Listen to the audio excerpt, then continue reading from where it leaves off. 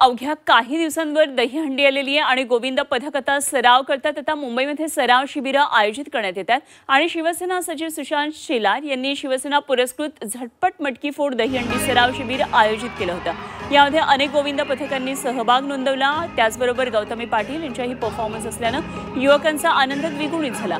यावर्षी दहीहंडीच्या दिवशी अनेक ठिकाणी विशेष कार्यक्रम सादर करणार असल्याचं गौतमी पाटील यांनी सांगितलं।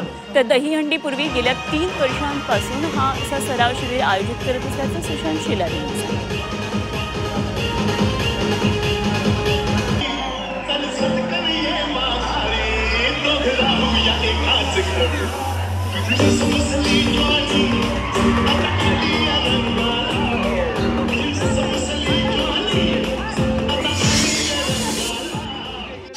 माझं 3रं वर्ष आहे।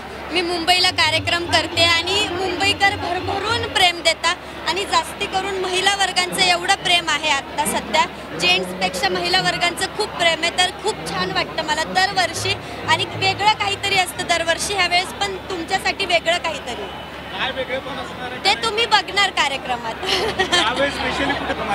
खूप जास्ती भरभरून प्रेम मिळतं जे की तुम्ही आता बघताय। आणि मी इकडे तर पहिल्यांदाच आले दादा, म्हणजे मला दादांनी बोलवलं। मी खरंच तुमचं मनापासून आभार मानते, त्यांच्यामुळे मी आज इथपर्यंत आले, म्हणून खरंच थँक्यू। दहीहंडीच्या दिवशी पूर्ण वेळ मुंबईकरांसोबत असते। हो, मी मेन दहीहंडीला मुंबईकरांसोबतच आहे आणि आम्ही खूप एन्जॉय करणार, हे गॅरंटी आहे पूर्णपणे।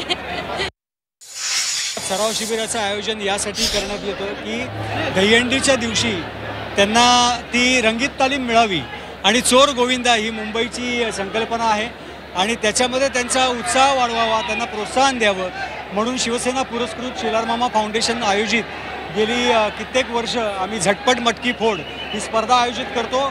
कमी सेकंदामध्ये जे थर लावतील त्यांची फायनल होते आणि त्याच्यामध्ये पारितोषिक दिलं जातं। आणि आज पूर्ण महाराष्ट्रावरती एक अधिराज्य जिच्या दर्जाने झालेला आहे अशा गौतमी पाटील इथे आज उपस्थित होत्या। त्यांचं नृत्याविष्कार पाहण्यासाठी तमाम मुंबईकर आज इकडे उपस्थित आहेत आणि त्यांनी लगेचच कारण मी एक मुळात कलाकार असल्यामुळे मी एक कलाकार म्हणून लगेच निमंत्रण स्वीकारलं, त्याबद्दल त्यांचा आभार।